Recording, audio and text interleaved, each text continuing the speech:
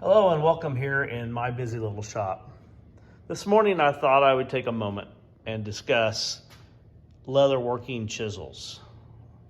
I've got two types of chisels. I've got lacing chisels and I've got stitching chisels. So I'm going to talk a little bit about why I have the two different types, why I've got obviously now more than one set, and how I use those daily in my leatherworking. So first, I wanted to talk about the difference between a lacing chisel and a stitching chisel. A lacing chisel is like this, and it's got knife-like edges on it. When you use that in the leather, it actually cuts the leather and makes the holes. And it's primarily used for lacing along the edge of, say, a wallet or a belt.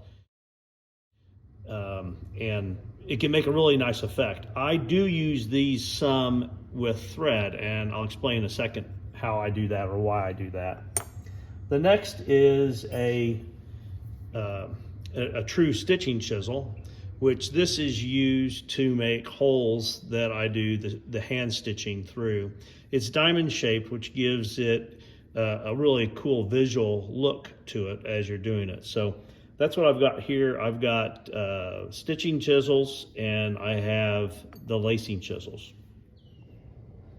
Okay, now that we know the difference between a lacing chisel and a stitching chisel, I'll explain why I use a lacing chisel at times.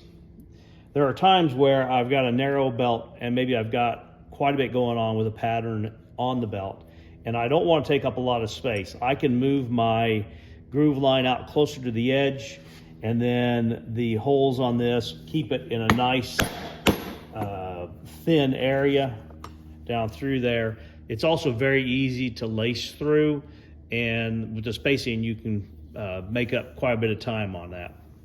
I don't use it terribly often, but when I do, that's the tool I need to have.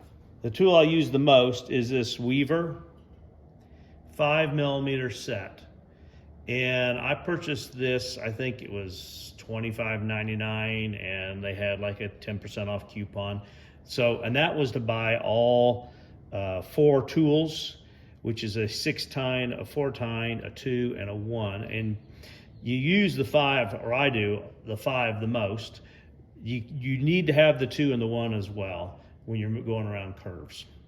So I use this one here, as I said, pretty much every day. When I'm making belts, this is my go-to tool. As far as how durable is it, I've made over 100 belts and lots of other projects that I've used this on, and it does a good job. Here's the holes that I've created with that.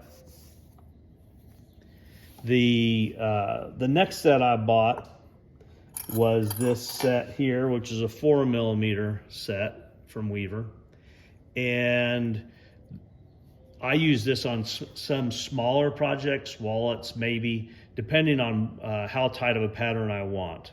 So it works the same as the 5mm, just a little bit closer spacing. Recently, I was in Prescott, Arizona at the Leather Workers Trade Show, and Maker's Leather Supply was there, and I bought this set of 5mm chisels. The spacing's the same. I believe this is stainless steel. I've started to wear through some of the plating on this tool here. I don't think it really affects anything. As a matter of fact, the more wear you get on it, the smoother it gets, easier it is to pull out of the leather. And so I was looking at this, and it's got a narrower profile than the ones from Weaver.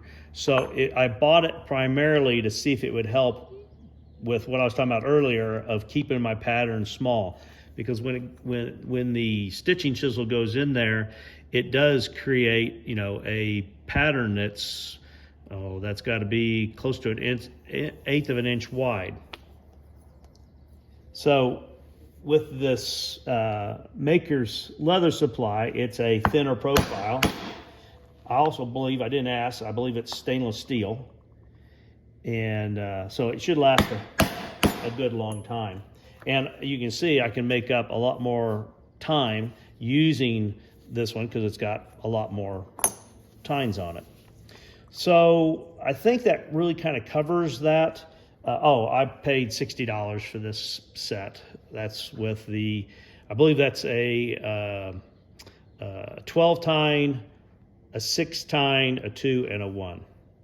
Obviously this one here, if you get in some really thick leather, most of my belts I wouldn't use this on because my belts are usually 10 or 12 ounce leather, and it would be hard to remove this from that thickness of leather.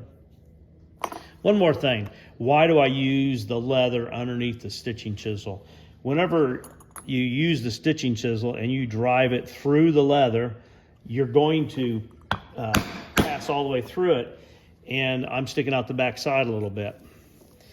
There's a couple reasons why I do that. It's easy to remove it from the leather. 2, this self-healing mat really isn't, so you end up with a lot of marks in it. But also, when you go to pull it out of the mat or the cutting board, whatever you're using, when you pull it, you don't tend to pull straight out, you tip it a little bit. And to me, when you tip it a little bit, you're putting a lot of pressure on this back tine. And in leather, the leather flexes, whereas the mat doesn't. So if you want your tools to last longer, I would suggest backing up your work with a piece of scrap leather. I hope that this helps explain a little bit about stitching chisels and the ones I use and why. And I hope you enjoy this video. If you do, please like, share, and subscribe. Have a great day.